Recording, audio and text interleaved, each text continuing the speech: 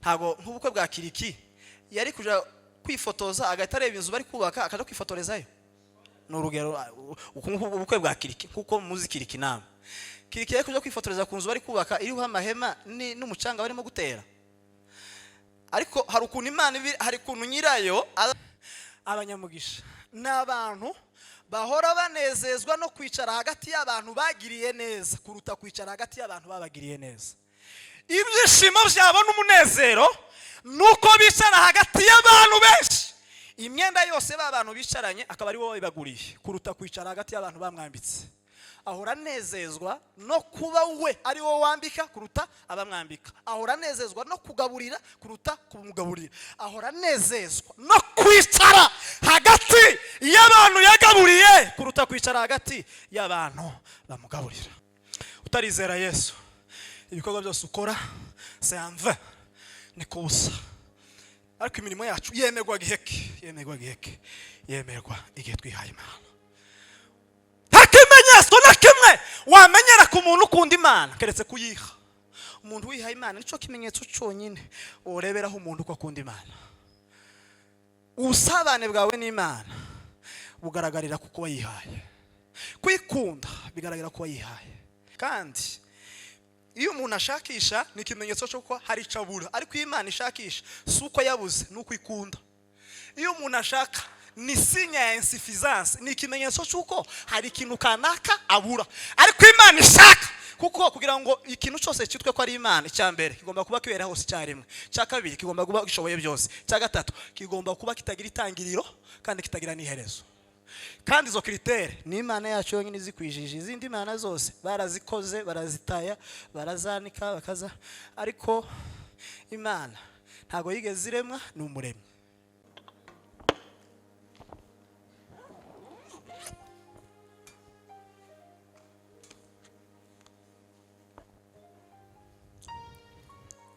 Kadusome ijambo ry'Imana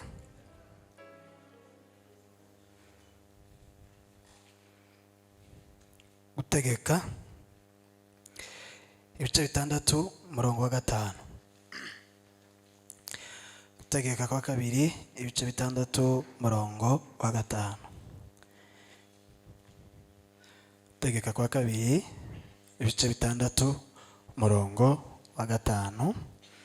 Ijambo ry'Imana riravuga ngo ukundisha Uwiteka Imana yawe umutima wawe wose n'ubugingo bwawe bwose n'imbaraga zawe zose. Amen. Subiremo. Gutegeka kwa kabiri ibice 6 umurongo wa 5. Ijambo ry'Imana riravuga ngo ukundisha Uwiteka Imana yawe umutima wawe wose n'ubugingo bwawe bwose n'imbaraga zawe zose. Amen. Turashima Imana kubana namwe kandi turabanezerewe abayobozi b'abanaziri ndetse n'itorero rya Nazareni. Imana ibaheze umugisha. Bavandimwe bose bari hano muheza kigwe n'Imana. Muvandimwe Perezida Kordo Kofi wabanye natwe katuganiriza ijambo ry'Imana, turanezerewe cyane kubwo Imana ikoresheje kandi Imana igeze umugisha. Claude Moses nabonye na Merci hano iwacu, ni benshi bari hano, mwese mugira umugisha mwinshi muri Kristo Yesu.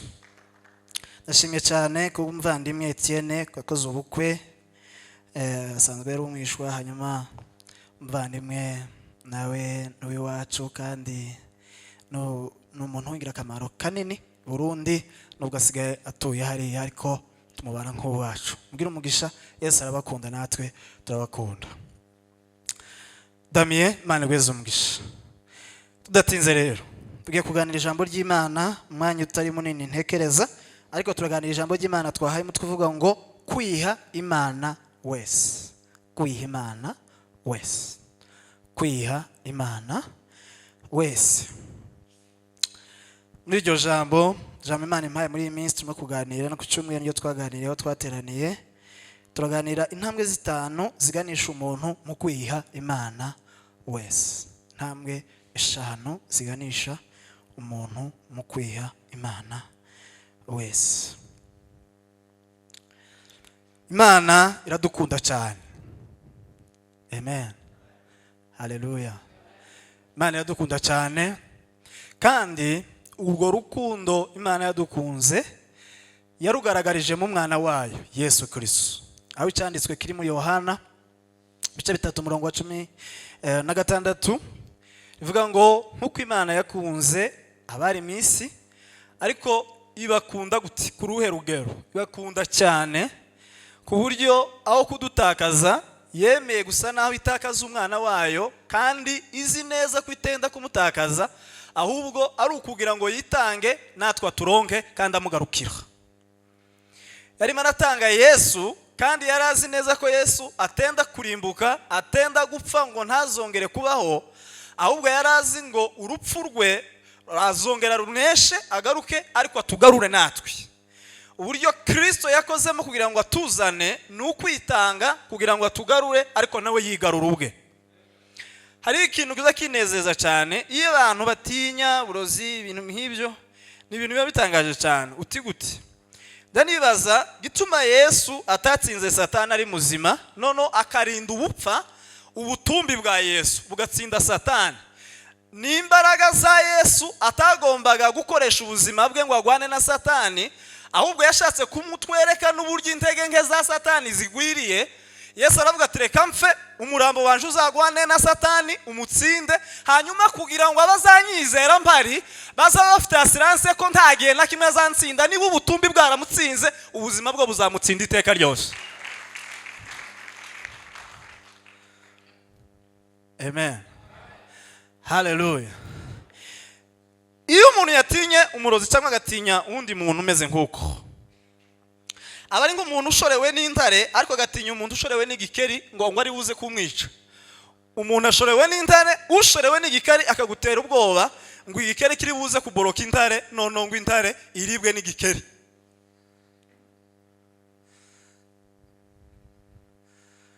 Turi kumwe turebe. Bwana sifiwe sana. Bwana Yesu asifiwe sana. Imana rero iradukunda cyane ku buryo yatanze umwana wayo. Nigeze guhabwa icyanditswe kivuga ngo nkuko Imana yakunze abari misi cyane. Tukiganira ibihe birebire nkuko Imana yakunze abari misi urukundo byatumye itanga umwana wayo gutanga kugira ngo umwizera wese kwizera atarimbuka gupfa ahubwo ahabwe ubugingo buhoraho. Batingiye kubaganiriza amagambo 5 dusanga muri Yohana 3:16. Nari nambutse Gisenyi ntuyigoma ngo nambuke aho bita kuri Petite kuba hazi ngo nambuke gutya. Twe twaragiyeho bukeya n'abandi mwe mwaragiye cyane. Hari ukuntu habaga nk'amabuye uragiye ku musozi noneho ukarisheganya bukeya rikagenda ritembagara yaje kugwa mu ruzi amazi agashabuka agakwira umusozi wose. Ariko hari ukuntu ibuye gitereragamo kumva ngo dibu.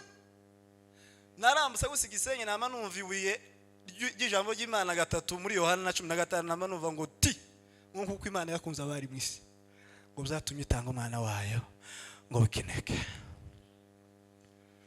Ako nyine nama numva ngo dibu. Ngaruke nampamagara Trezor ati numvishiye ngo dibu nkuko Imana yakunze abari mwisi cyane. Bwana Yesu asifiwe sana. Kwiha Imana wese. Kwiha Imana wese. Kwiha Imana wese. Mbere yuko mvuga zino ntambwe kari 5 nkwibutse ko Imana yakuremeye imirimo myiza muri Kristo Yesu kandi kugira ngo ubashe kwigenderamo. Waremewe abandi kandi nabandi nabo barakuremewe. Waremewe kubahindukira isoko y'umugisha ariko nabo barahari kugira ngo baguhindukire isoko y'umugisha. Uri isoko y'umugisha y'umuturanyi nawe ni isoko nziza y'umugisha kuri wowe. Mukwiye kubaho mu buzima bwuzuzanya. Ubundi torero birizivuga ngo nko ingingo zigize umubiri w'umubiri wanje ugizwe n'ingingo nyinshi. Hariho aya maboko. Ntubona ko kuno kuboko kw'indyo ariko gufashe mikoro. Kuno ntago gufite ishari. Usiko watindanye mikoro wayimpaye nanjye. Kuno kuranezerewe kuzi ko imbaraga zirimo gukoreshwa na kuno kuboko buri buze gutanga umusaruro nako kuri kuno kuboko kw'imoso. Nukuvuga ngo ibikorwa bikorwa n'ukuboko kw'imoso ukuboko kw'iburyo kuza kubinezererwa kandi nta shari bifite habe nubwo ukuboko kw'iburyo ariko kuza kumanyura umutsima ukuboko kw'imoso ndi kuza kuvuga ngo nanje ituru nije uri bumanyure kuzavuga toya ngewe ndinze gufata inyama y'inkoko kandi nawe umanyura umutsima tuzaguma twuzuzanye gutyo.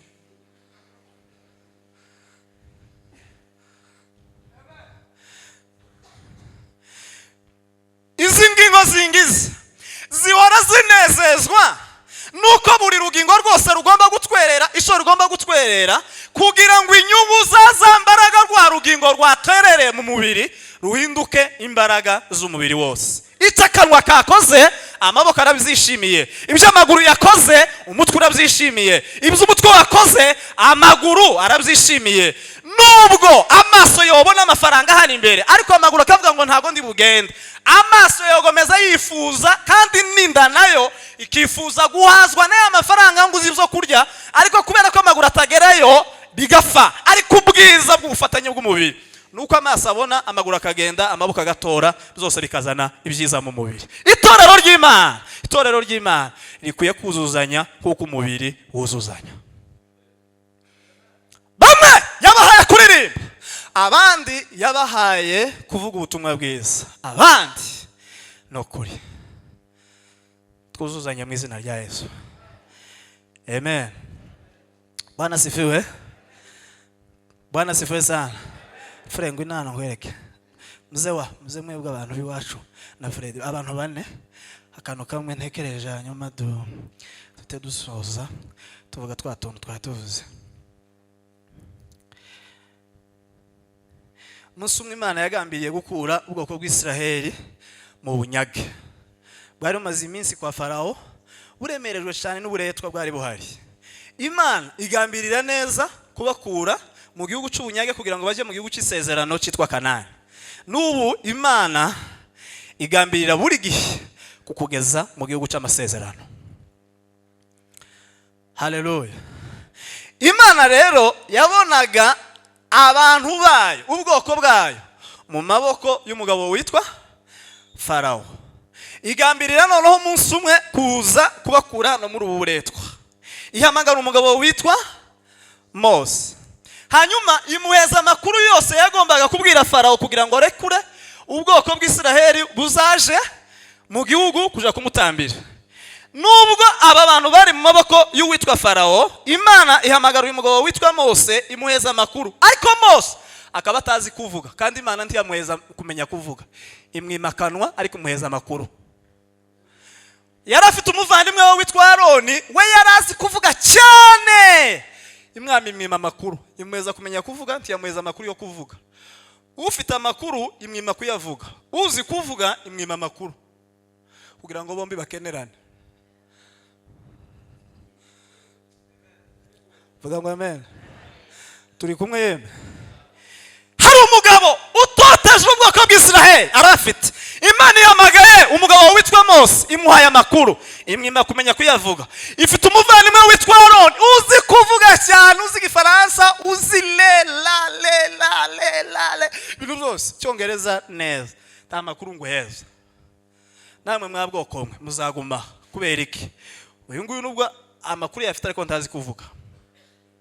Hanyuma umva ukuntu byari bimeze. Uyu nguyu nubwo yari afite amakuru ntiyarazi kuyavuga neza, uzi kuvuga ntayafite kugira ngo abantu baze gukenerana. Nubwo uyu nguyu afite amakuru, uyu nguyu akabazi kuvuga. Uyu nguyu uzi kuvuga akeneye kumemaguza, akeneye kudedemanga kuyu ngo aza mudedemangira imbere. Hanyuma yuzo yadedemanze iwe ntabidedemangira imbere ya Farao, aza bitunganye neza. Hanyuma nabo ubwoko bw'Isiraheli bwambuke bugere mu gihugu cy'isezerano. Imana ibikora gute rero? Hari ibintu byawe biri mu maboko ya Farao. Hari uw'Imana yahaye amakuru kugira ngo azabigukurireyo. Ariko nanone hari n'akanwa kawe, kuko umutima warambwiye ngo hirya y'akanwa kawe hari akandi kanwa Imana yakuremeye kazakuvugira ibyo utabasha kuvuga. Kuko hari ahantu uzagera hasaba kuvuga Icyongereza. Icyo Cyongereza cyawe ni Aroni wawe, niko kanwa kawe ni Icyongereza cyawe. Kuko ni ngaho Aroni ntiyabagaho. Kari akanwa guhera ku musatsi kwitsa hasi, kari akanwa ka Mose. Kuvuga ngo hirya y'akanwa ka Mose yari afite hari akandi kanwa Imana yarashize ku ruhande kugira ngo kazoza kamuvugira neza kwa Farao. We afite akanwa kadashobora kuvuga imbere ya Farao ariko gashobora kuvuga imbere ya Aroni. Hanyuma Aroni ni ugira akanwa wenyine ko kuvuga imbere ya Farao kugira ngo arekure ubwoko bw'Isiraheli. Makomera amashi cyane. Bwana zifezana. Hano nigeze kubaheza urugero rumwe. Hari Imana ariko umuntu atangira inyubako yo kubaka. Noneho iyo umuntu ari kubaka hari igihe umuntu ashira amahema, agashiraho umucanga, bashiraho imisumari n'ibiti byinshi siko bigenda iyo uhageze batekereza ko nta muntu wahifotoreza keretse nyirayo ntago nk'ubukwe bwa kiriki yari kuja kwifotoza agahita areba inzu bari kubaka akaja kwifotorezayo n'urugero ubukwe bwa kiriki kuko muzi kiriki nama kiriki yari kuja kwifotoreza ku nzu bari kubaka iriho amahema n'umucanga barimo gutera ariko hari ukuntu Imana hari ukuntu nyirayo arimo kugura ibikoresho biyuzuza habari ibyuma hariho ibiyo bivuye Dubai n'ahandi buke ajya agenda akuraho igiti kimwe agashiraho icyuma kimwe agakuraho agashiraho ikirahure kimwe agakuraho agashiraho ikirahure kindi mu minsi mikeye ugasanga bya biti byose n'aya mahema n'aya micanga yavuyeho inzu bayishizeho umupolisi wirinda kuja kuharira selfie bisaba gutanga amafaranga cyangwa kuvugana n'umupolisi uku twicaye hano uburyo bwiza bwo kuzondiraho selfie nukwemera abantu batangiye kubwiriza ukemera n'abamaze iminsi ku gatuti uko uburyo bwiza bwo gufungura momo y'isoni zawe uzokogwa n'isoni nugusuzugura umwana utangiye maternelle ukemera gusa abantu barangije doctora ubufunguye momo yawe y'isoni kuko abantu bose barangije bigeze gutangira kandi n'abatangiye nabo bazarangiza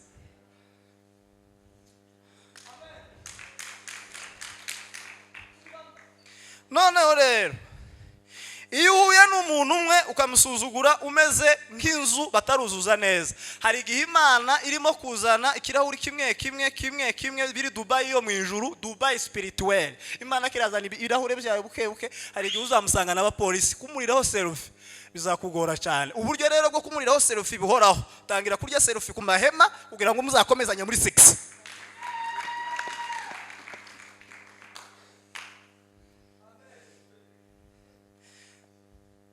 ari inkuru imwe iherutse kuvugwa niyo mvuga mtensoma bino bintu hanyuma tusoze mvuge ngo amen Bwana sifiwe amen Bwana sifiwe sana amen Bwana sifiwe sana amen hari inkuru imwe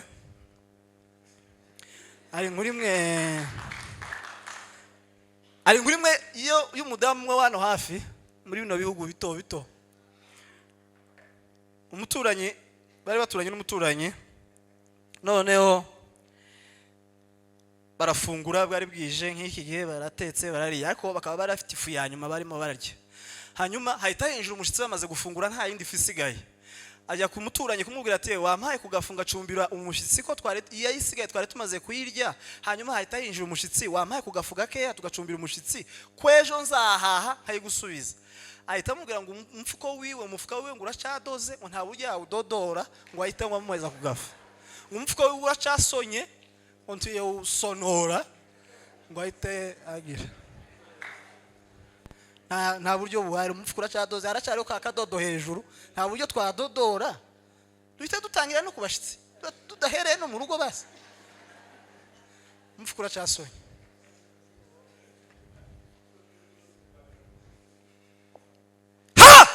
umufuko urashasonye $100 wampaye ku 500 ko hari akabazo mfite ka 5000 $100 yangira cyari hamwe nahita nyivunja kubera donc umufuko uracadoze $100 yacadode hamwe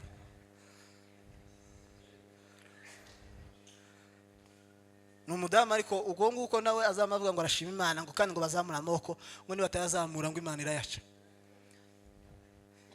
amaboko yaduhaye ifite ishari ry'amaboko yacu se Imana abo ni bande n'abacunguwe n'amaraso ya Yesu abo ni bande n'abacunguwe n'amaraso ya abo ni bande n'abakijijwe n'ubuntu kubwo kwizera abo ni bande n'abakijijwe n'ubuntu kubwo kwizera abo ni bande n'abacunguwe n'amaraso abo ni bande n'abakijijwe n'ubuntu kubwo kwizera. Sema hallelujah. Bwana Yesu asifiwe sana. Kwiha Imana wese, kwiha Imana wese, kwiha Imana wese, kwiha Imana wese niryo turo Imana idushakaho bwa mbere yabindi byose. Niryo turo ryiza Imana ikeneye wayiturira umutima wayo ukanezerwa. Kwiha Imana wese niryo turo Imana igushakaho, niryo turo Imana igushakaho. Kwiha Imana wese niryo turo ryonyine Imana igushakaho. Kabiri, kwiha Imana nibyo bihesha agaciro ibikorwa byose ukorera Imana. Kwiha Imana wese nibyo bihesha kuririmba agaciro, nibyo bihesha agaciro igisirimba, nibyo bihesha agaciro ibikorwa byose dukorera imbere y'Imana. Sema amen. Ndafashwe yeme. Abo ni bande abakijijwe n'ubuntu kubwo kwizera. Abo ni bande abacunguwe n'amaraso ya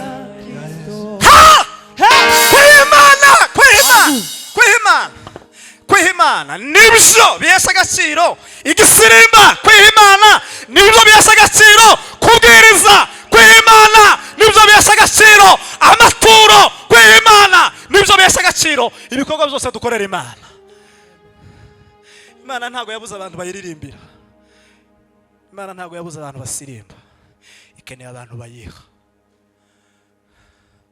Ubundi Imana muri Bibiliya yigeze kugira recherche, yarashakishije inshuro nyinshi, ariko nagira ngo mbibutse inshuro zitatu Imana yashatse muri Bibiliya. Kandi iyo umuntu ashakisha ni ikimenyetso cy'uko hari icabura, ariko Imana ishakisha suko yabuze nuko ikunda. Iyo umuntu ashaka ni signe ya insuffisance, ni ikimenyetso cy'uko hari ikintu kanaka abura, ariko Imana ishaka kuko kugira ngo ikintu cyose cyitwe ko ari Imana. Icyambere kigomba kuba kibera hose icyarimwe, cya kabiri kigomba kuba gishoboye byose, cya gatatu kigomba kuba kitagira itangiriro kandi kitagira n'iherezo. Kandi izo kritere ni Imana yacu yonyine zikwijije. Izindi Imana zose barazikoze, barazitaya, barazanika bakaza, ariko Imana ntago yigeze iremwa ni umuremyi. Kugira ngo ikintu cyitwa ko ari Imana kigomba kuba kibera hose icyarimwe, kigomba kuba gishoboye byose, kandi rero kigomba kuba kitagira itangiriro n'iherezo. Uwo mwihariko ni uw'Imana yacu, izindi zose ni ikinyoma. Imana rero mu gushakisha wo kwibaza gute ko Imana yashakishije kandi ibere hose icyarimwe? Urukundo rwayo ruza ruyitera gushakisha. Imana yashatse gatatu. Cyambere itangiriro ibice 3 murongo w'9, Uwiteka Imana ihamagara uwo mugabo iramubaza ngo uri he. Umuntu wa mbere Imana ishaka ni umuntu watakaje ubusabane bwayo, watakaje ubusabane n'Imana, umuntu watakaje Edeni yiwe, umuntu watakaje isi ya pouvoir. Yarababwiye ngo mugendaho muzategeke. Hari abantu batakaje aho bategekeraga, hari abantu batakaje imbaraga zabaheshaga gutegeka ubusambanyi, ubu ziri hejuru yabo mu gihe bahoraga hejuru yazo. Bwana sifiwe. Vuga ngo amen. Amen. Bwana sifiwe. Hallelujah. Sema amen. Amen. Umuntu wa mbere Imana ishaka ni umuntu watakaje ubusabane bwiwe n'Imana. Wa kabiri yanditse muri Yohana ibice 4:23, Bibiliya avuga ngo nuko igihe kiraje kandi kirasohoye ubwo basengera data bamusengera mu kuri no mu mwuka, ngo abo data nibashaka ko bamusenga. Wa kabiri Imana irashaka abantu basengera mu kuri no mu mwuka. Kandi naratangaye nuvuga ngo ubushake bw'Imana ku buzima bwanjye nuko nsenga. Icyo ni cyambere. Cya kabiri, Imana ntabwo impamagarira gusengera muri Nazarene, kandi Imana ntimpamagarira gusengera muri ADPR. Imana nta nubwo impamagarira gusengera muri Foursquare. Imana irampamagarira gusengera mu kuri no mu mwuka. Nukuvuga ngo ninka insengero zose n'inyubako n'ibyumba by'amahombi na mu mazi ahantu hose abantu basengera, Imana yarabisenye isega icumba kimwe cyitwa ukuri n'umwuka. Kandi ukuri n'umwuka bibahuri mu gihe cyose wiyejeje imbere y'Imana. Nukuvuga ngo ahantu hose Imana, isi yose Imana yarekiranuye ihindura icumba cy'amahombi fakuri mu kuri no mu mwuka. Kuko habe na Yona yageze muri restaurant yahabona amenyo ya restaurant, ahabona icumba cy'amahombi atangira gusirimbira muri restaurant.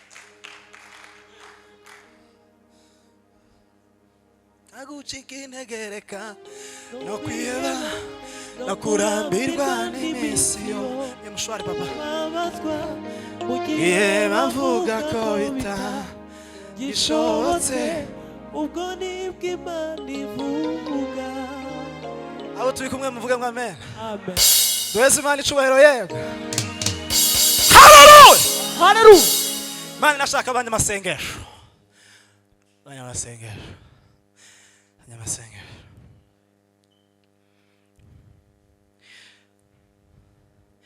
Ahantu abantu babiri baherutse kugira amasengesho y'iminsi 70. Abantu nanjye nari mbarimo. Hanyuma kujya ni kuwa kane no ku cyumweru ku mugoroba, kuwa kane ku cyumweru ku mugoroba, kuwa kane ku cyumweru ku mugoroba.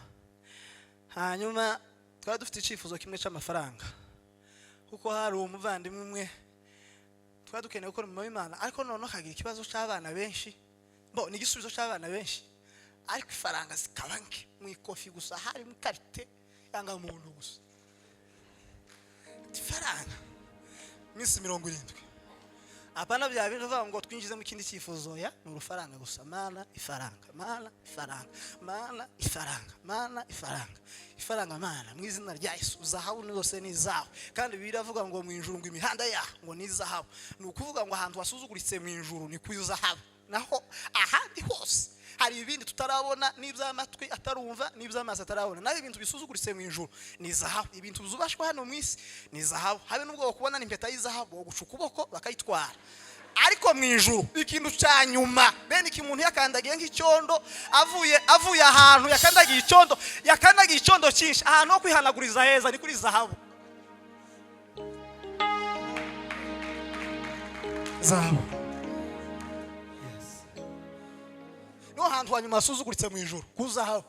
Niho hantu wakandagiye nk'amase, wakanyuze nk'ahantu ugasanga hari icyondo cyinshi, ahantu hanyuma woja kwihanaguriza ni ku zahabu. Hago muturanye na kaburimbi wanyu, hari umunsi wari wabura amafaranga ugatekereza ko wakwiba kaburimbo ngo uyigurishe uzaryemo. Nuvuga mu ijuru zahabu nibyo bintu byanyuma utotekereza ko ari cyo bzokumarira.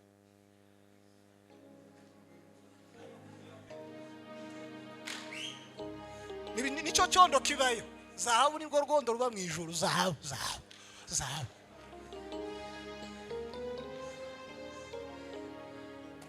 muvuge ngo amen. Murafashwe yemwe. Sema hallelujah. Abo ni bande n'abatuku, abo ni bande n'abatukuwe n'amaraso ya Kristo, abo ni bande n'abatukuwe n'amaraso ya Kristo.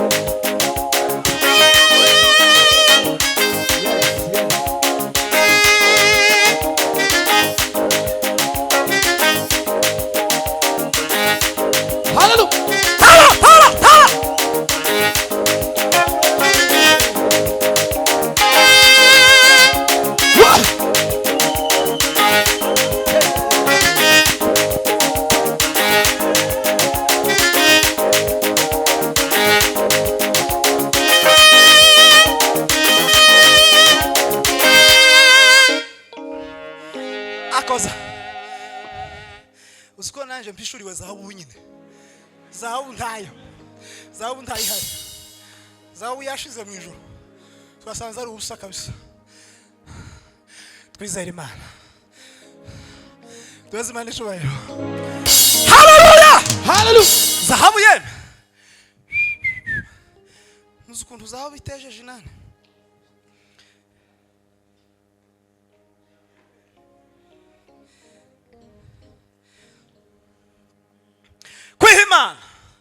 Kwihimana nibyo bihagaciro imirimo dukorera Imana. Kwihimana niryo baze ryiza ryo gukorera Imana. Umuntu wihaye Imana izayemera imirimo ye. Utarizera Yesu, ibikorwa byose ukora c'est ni kubusa. Ariko imirimo yacu yemerwa igihe twihaye Imana. Ikimenyetso na kimwe wamenyera ku muntu ukunda Imana keretse kuyiha. Umuntu wihaye Imana nico kimenyetso cyonyine ureberaho umuntu uko akunda Imana. Ubusabane bwawe n'Imana bugaragarira kuko wayihaye. Kwikunda bigaragara ko wayihaye. kuyiturira amaturo no kuyiririmbira bibanzirizwa no kuba warihaye Imana. Bwana sifiwe sana. Bwana sifiwe sana. Kwiha Imana nibwo buryo bwiza bwo kubwiriza ubutumwa bwiza. Kwiha Imana niko kubwiriza nyako. Mwumvise gute? Kwiha Imana niko kwigisha ijambo ry'Imana. Uburyo bwiza bwo kubwiriza ubutumwa bwiza no kwiha Imana. Nubwo babasebya nk'abakora nabi, ariko nibabona imirimo yanyu myiza ibateye guhimbaza Imana. Ibateye guhimbaza Imana. Hari agakuru gatoya ku mudamu wo mu Bebekazi wo muri territoire yitwa FILMZ. Yakundaga Imana. Akaririmba macho macho ya Bwana yaona pote. Ariko yataga asanga umugabo yasinze. Agahita ashiramo training ahubwo ati nubwo macho macho ya Bwana yaona pote turabona nanone box hagarahari yakwereke kura kinowe ucenga umunsi umwe pastor aravuga ati mugira ingeso nziza hagati y'abapagani nubwo babasebya. Avuga ati uzi ko burya shobora kuba ari nge wabaye impamvu yo kudakizwa kwa mugabo wanje. Reka none umwerere umunsi azaba yasinze cyane nibwo nzamutekera neza, nibwo nzamusasira neza, nibwo nzamushakira amazi ashushe, nibwo nzamwerera imbuto nziza kurenza igihe adasinze. Umugabo yasinda madama akama marayika ibintu byose ati umugabo wanje ngaya amazi ibintu byose. Umugabo atangira kunywa gake gake ko umugabo umugore none ko yahindutse ko nta box none duheruka.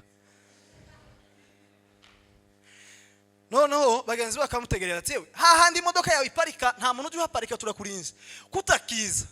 Ati mwe mwitonde nanjye hari ibintu ndi kwiga hano ibintu byarahindutse mu rugo. Biragenda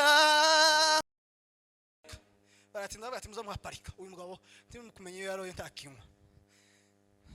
Hagaze ngo ku cyumweru umunsi umwe abwiye madame arimo kwitegura agiye gusenga. Amubwira ati wanteguriye ikoti hari ahantu ko hari ahantu ngera. Uragera hino no ku cyumweru kwa kabare uranona jana costume urubahisha kabare. Njemu wende gurira ikoti we nta urimo gutegura igitenge se we nteguriye hari aho ndebuje hamuteguriye. Madame nawe aritegura afashe sakame yiwe shizemo bibiliya agiye gusenga. Noneho yahinguka akabona madame inyuma akabona umugabo inyuma.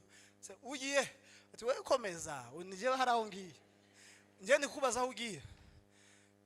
Se ko ankurikiye cyane kome ni utagenda ureke ariko wowe komeza ko ndakuvugisha. Abona yinjire mu rusengero abona umugabo yinjiye mu rusengero inyuma yiwe ngo yicare nawe abona yicaye ruhande. Luwe gisirimba ijambo ry'Imana.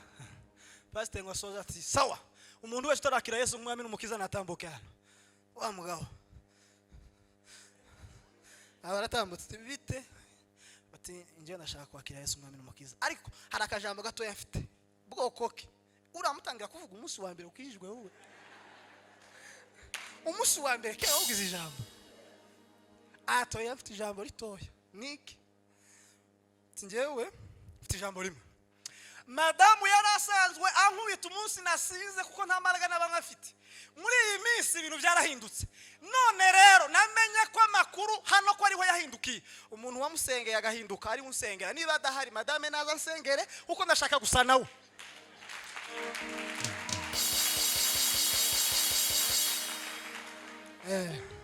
Umuntu wasengeye madame azasengere niba adahari madame nansengere ndashaka gusa nawe. And sinkene ukristo burebure nubwo hasi ku kigero ciwe.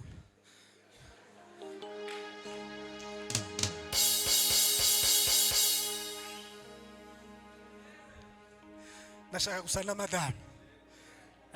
Umugabo yawe ndashaka gusana reba mugenzi wawe urona mwasa nawe.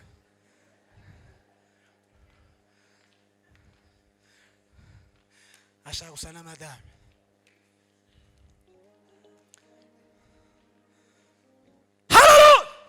Ndashaka gusa nawe. Tuvuga ngo ubuzima bw'uyu mudamu bwatangiye kumubwiriza nta Bibiliya amusomeye nta kindi kintu na kimwe yakoze, ariko ubuzima bwiwe buramubwiriza ku buryo yatangiye kuwo kwifuzwa no gusa nawe. Bwana sifiwe sana. Dore igihe kiragiye nimugarure izo ntama, mutanga ubugingo bwanyu ku bwa bene data bose, apfa none bizefire mu mwami Yesu. Bwana sifiwe sana. Bwana Yesu asifiwe sana. Kristo yaraturemye ku buryo dore ukuntu Imana yaguhinduye umugisha ukuntu ujya umera. No tugiye kurangira. Turi kumwe? Abo turi kumwe tugiye cyo turebe. Bwana sifiwe sana. Imana yaguhinduye umugisha igatuma uvuka mu muryango uri nka Dawidi, uri nka Mose, uzaba umushorera w'ubwoko bwayo, ukabukura mu isi y'umwijima ukazabugeza mu isi y'umucyo.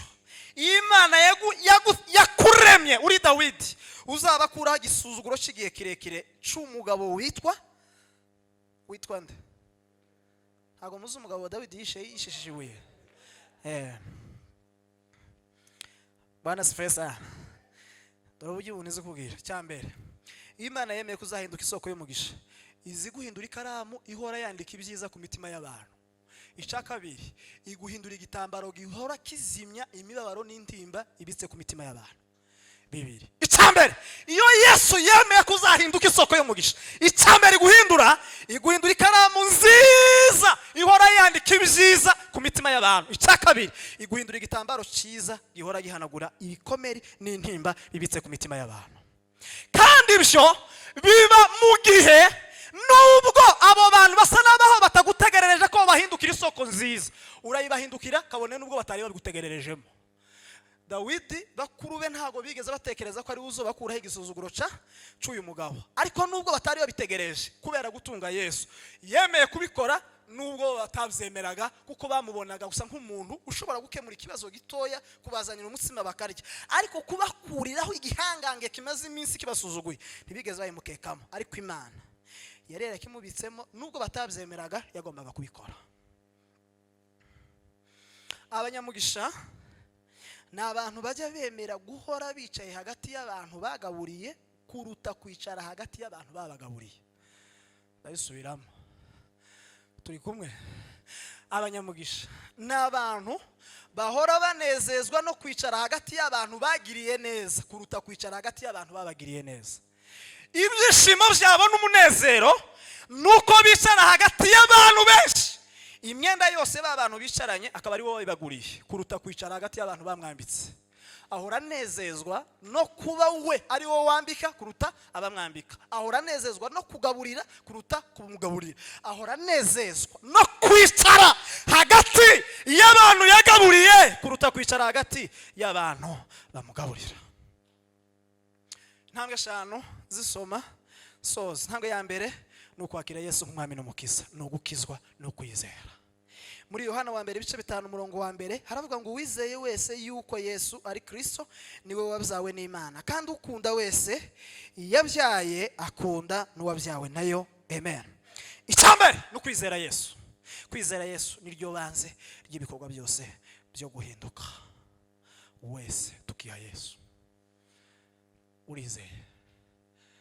Wizera Yesu. Bwana sifiwe sana. Uburyo twizeye nize primaire hano bita kuri école primaire de Bijombo. École primaire de Bijombo. École primaire de Bijombo. Niyo nigiye. Nawe ufite ahantu wigiye quand même. École primaire de Bijombo. Niyo nigiye. École primaire de Bijombo. Niyo nigiye muri primaire. Iyo banyirukanaga ku ishuri bakeneye $5 kubera kwizera ko muze yashoboye byose, nahitaga nzana amakayi amwe naguze inkeri n'imbuhu, mwe ntimwe bimenye ibyo. Hanyuma ngahita nirukwanka muri salo, twe iwacu tubita mu kirambi. Ngahita niruka, ngahita nterera amakayi mu kirambi, ngahita mbwira papa ati amakuru naye ku mashuri bakeneye $5. Nta zindi comment ngahita nsoka hanze nkajya gukina n'abandi bana. Nta birebire. Amakuru ni make mfite, banyirukanye ku ishuri bakeneye $5. Ale katujya gukina. No papa wagasigara akora umurimo wo kujya kwemeza prefe wo ku ishuri, akamubwira ati directeur wowe wihangane amafaranga ntaraboneka ariko mu cyumweru gitaza aba yabonetse cyangwa ngaya cyangwa turabonana ku mugoroba. Hanyuma uwo murimo ntago wari uwanje, wari uwa papa. Kugeza birangiye akaza kumpamagara ati wowe sura ku ishuri ibintu byatunganye, kubera ko nabaga nizeye papa. Kandi aho mariye gukura kuko maze kugira imyaka 30 irenga, maze kuba nanje umugabo utari mutoya. Ubu ngubu nibwo namenye ko papa hari ibintu adashoboye, ariko kera nari ko ashoboye byose. Ku buryo guhura nubwo nahura n'umugabo ushobora gukubita papa ingumi, nashoboraga kumuhararira kubera ko nzi ko ndi kumwe na papa, kandi wenda yadukubitana na papa. Ako kubera ko nabaga mwizeye, abati we uri gukina nande na uri kubona papa kubera ko mwizera, kubera hari imbaraga kanaka nibikiyemo ndashobora gutinya ikintu cyacyo cyose. Ariko ho mariye gukura namenye ko papa hari byo adashoboye. Uburyo bwiza bwo kwizera Imana nuguhararira ibisa naho bikurusha imbaraga, kubera ko hari izindi mbaraga ufite wizeye ko zishobora byose. Kandi niba twarizeye abantu tukaba tuzi ko hari igihe kanaka hari byo badashobora, ariko Imana yacu yo ishoboye byose. Amen. Nigeze kubabwira inkuru y'umudamu umwe wigeze kugira imyaka 18 atabyara, ajikanyarira hano hirya gusenga ati Imana wampaye umwana. Amaze Imana iramubwira ati nkwemereye umwana w'umuhungu. Asubira mu rugo bukeye, asubira kanyarira, aravuga ngo Mana waraye umpaye umwana, sinongeye kugaruka ngo umwana, ngarutse gusaba bakazana n'abuzukuru bazakomoka muri wa mwana waraye unyemereye. Arimo gusenga Mana umukazana abuzukuru, Mana umukazana abuzukuru, Mana umukazana abuzukuru. Pastor wiwe arahagara asanga yasenze Mana bakazana abuzukuru, Mana umukazana abuzukuru. Amukoraho amwibutsa ko agize imyaka 18 atabyara kandi adatwite, ko il est en train de danser avant la nuit. Avalami mama tu es en train de danser avalami, wowe bazusengera umwana tutwite ugize imyaka 18. Asunika pastor aramubwira ati nusubira kumvugisha ndagusunika cyane warare week. Uherusa makuru kera nje nari ndi hanejo, Imana yari nyemereye umwana, ndimo gusengera abana rero bazokomoka mu mwana, Imana yari nyemereye kugira ngo tuzabane neza. Nukuvuga kwizera niki? Nukwemera ko wamaze kubyara ugasangira gusengera bakazana utaratwita ugize imyaka 18 utabyara. Cyakane birango dusoze nukwemera guhinduka imbata ya Yesu Kristo. Bwana sifiwe sana. Soza rero ku minota 3 isigaye. Hari inkuru tuzi twese y'umugabo witwa Yona. Imana yaramuhamagaye imwereka aho agomba kunyura naho agomba kujya. Yaramubwira ngo uyu munsi ngutumye ahantu hitwa Ininewe, kandi abininewe bafite ububi ugomba kuja kubwira, ugomba kujyana amazi kugira ngo boze ububi bwawo ushire nabo bahinduka beza nk'ukuri mwiza. Yona ntiyabyumva, afata inzira igana w'Imana itigeze imutuma. Ariko muri ya nzira yahuriye n'ibibazo bikomeye. Bavuga gukurikira Yesu. Gukurikira Yesu kwiyanga, kwemera kujya gukiza abantu basa n'ahari babi, kujya kubwiriza, kujya kugaburira, kujya gufasha, kujya gusengera umurozi, kujya gutwerera imbaraga umuntu usa naho agabanya n'izo usangano, kubera kwemera Yesu. Nubwo byari bisa naho bigoye ko Yona yabwiriza bari abantu kubera ububi bwabo, kubera amakimbirane n'igihe kirekire, ariko byari ngombwa ko agomba kuja kubabwiriza. Nukuri Imana igutegerejeho na bya bindi byose utkeka ko atari ngombwa. Makiri ijambo ry'Imana.